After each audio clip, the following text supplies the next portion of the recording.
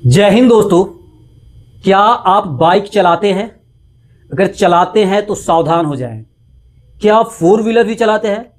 अगर चलाते हैं तो ये न्यूज आप लोगों के लिए ही है। आप जो पेट्रोल भरवा रहे हो, क्या लगता है कि आप उसमें केवल पेट्रोल ही है? तो जी नहीं दोस्तों, उसमें 20% एथेनॉल मिलाया जा रहा है, जिसे हम ई फ्यूल के नाम से जानते हैं। आपको लगता होगा कि क्या ही फर्क पड़ता है अगर उसमें एथेनॉल मिला दिया जाए तो, लेकिन दुनिया भर से खबरें आ रही है दोस्तों कि ऐसा फ्यूल मिलाने से गाड़ी के पार्ट्स में जंग लगना स्टार्ट हो जा रहा है, गाड़ी का माइलेज कम दे रहा है और गाड़ी के कहीं ना कहीं इंजन पे भी इफेक्ट कर रहा है।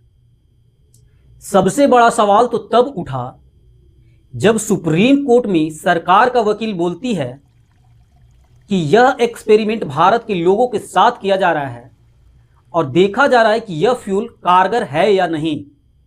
लेकिन सबसे बड़ी सवाल यह है कि सरकार पूरे भारत के लोगों के साथ ही यह एक्सपेरिमेंट क्यों कर रही है। अगर वो चाहती तो 200, 500, 1000 गाड़ियों के बीच में यह एक्सपेरिमेंट कर सकती थी, मगर यह एक्सपेरिमेंट पूरे भारत के गरीब लोगों के साथ, जो बाइक चला रहे उसके साथ कर रही है। जो पेट्रोलियम मंत्री हैं हरदीप सिंह पुरी, उनका कहना है कि एथेनॉल गन्ना, मक्का और चावल से बनता है, इससे किसानों को मदद मिलेगा और पर्यावरण भी सुरक्षित रहेगा। लेकिन सबसे बड़ी सवाल यह है दोस्तों कि अगर ये पर्यावरण को सुरक्षित रखता है और किसानों का भी भला करता है, तो उन गरीबों का क्या जो पाई पाई करके अपना पैसा जमा करते हैं और किसी तरीका से बाइक, स्कूटी और गाड़ी खरीदते हैं ताकि उसे कहीं आने जाने का साधन हो सके। क्या एक्सपेरिमेंट गरीब लोगों के साथ ही करना चाहिए था? और अगर यह एक्सपेरिमेंट किया गया है तो आप 50-100 गाड़ियों में क्यों नहीं किए? दूसरी बात कि अगर ऐसा करने से फ्यूल का खर्च कम पड़ेगा तो आज भी पूरे भारत में 100+ रेट क्यों रखा गया है फ्यूल का? एक तरफ सरकार एथेनॉल मिला रही है, दूसरी तरफ सरकार पेट्रोल का रेट भी कम नहीं कर रही है। क्या यह सही है?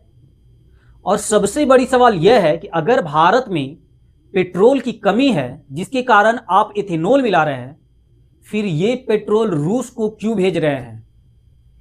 ऐसे आर्थिक संकट में जब स्टेट ऑफ हॉर्मुज से स्वतंत्र रूप से पेट्रोल आने जाने का इजाजत नहीं मिल रहा है और भारत सरकार भारत के पेट्रोल को भारत के लोगों को देने के बजाय रूस के लोगों को दे रही है, क्या यह भारत के हित में है?